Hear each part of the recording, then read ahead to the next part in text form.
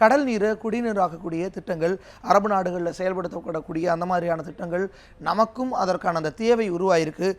கடல் நீரை குடிநீராக்கும் திட்டம் நடைபெறக்கூடிய இடத்திலிருந்து நம்முடைய செய்தியாளர் சஞ்சீவி இணைந்திருக்கிறார். சஞ்சீவி, இந்த திட்டத்தால் எந்த அளவிற்கு தமிழகம் தப்பிப்பதற்கான வாய்ப்பு இருக்குது? சென்னை மாநகராட்சியை பொறுத்தளவு குடிநீர் தட்டுப்பாட்டை போக்குவதற்கான வாய்ப்புள்ள இடமா அது பார்க்கப்படுது? எந்த அளவுக்கு அது பூர்த்தி செய்யக்கூடிய வாய்ப்பு இருக்குது? என்னென்ன மாதிரியான சூழல் இதனால் நமக்கு பலன் தரக்கூடிய வகையில் அமையும் பதிவு செய்யலாம்? தேவேந்திரன், தமிழகத்தின் தலைநகரமாக சென்னைக்கு குடிநீர் வழங்குவதற்கு ஒட்டுமொத்தமாக பல திட்டங்கள் இருந்தாலும் குறிப்பாக நீர்நிலைகள் 4 ஏரிகள், குறிப்பாக சோழவரம், செம்பரம்பாக்கம், புழல், பூண்டி ஆகிய 4 ஏரிகள் உள்ளது. இந்த 4 ஏரிகளை தவிர பார்த்தோம் என்றால் வீராணம் ஏரியிலிருந்து சென்னைக்கு தண்ணீர் கொண்டு வரப்படுகிறது.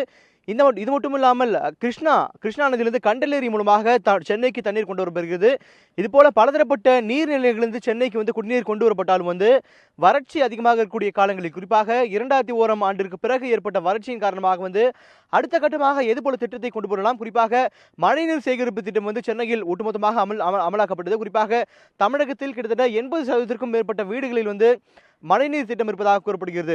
இதை தாண்டி தலைநகரமான சென்னைக்கு அடுத்த கட்டமாக கிட்டத்தட்ட 70 லட்சம் மக்கள் வாழக்கூடிய சென்னைக்கு தண்ணீர் தட்டுப்பாட்டை போக்குவதற்கு அடுத்த கட்டமாக என்ன வழி என்று யோசிக்கும் போது அந்த நேரத்தில் யோசிக்கப்படுது 2003ஆம் ஆண்டு டீசாலினேஷன், அதாவது கடல் நீரை குடிநீராக்கக்கூடிய திட்டங்களை 2003ஆம் ஆண்டு திட்டமிடப்பட்டு 2005ஆம் ஆண்டு வடசென்னை, குறிப்பாக வடசென்னை பகுதியில் இருக்கக்கூடிய குடிநீர் பற்றாக்குறை போக்குவதற்காக அதாவது எண்ணூரில் இருக்கக்கூடிய காட்டுப்பள்ளி என்ற பகுதியில் ஒரு டீசாலினேஷன் பிளான் தொடங்கப்பட்டது.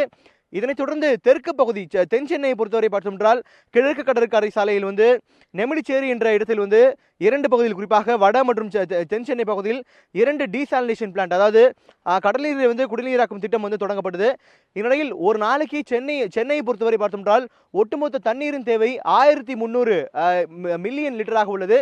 இந்நிலையில் நான் குறிப்பிட்டது போல இந்த 2 டீசாலினேஷன் பிளான்ட்களிலிருந்து தலா 100 மில்லியன் லிட்டர், குறிப்பாக ஒட்டுமொத்த தண்ணீர் தேவையிலிருந்து 20% தற்போது 20% இந்த 2 டீசாலினேஷன் பிளான்ட்டிலிருந்தும் வருகிறது.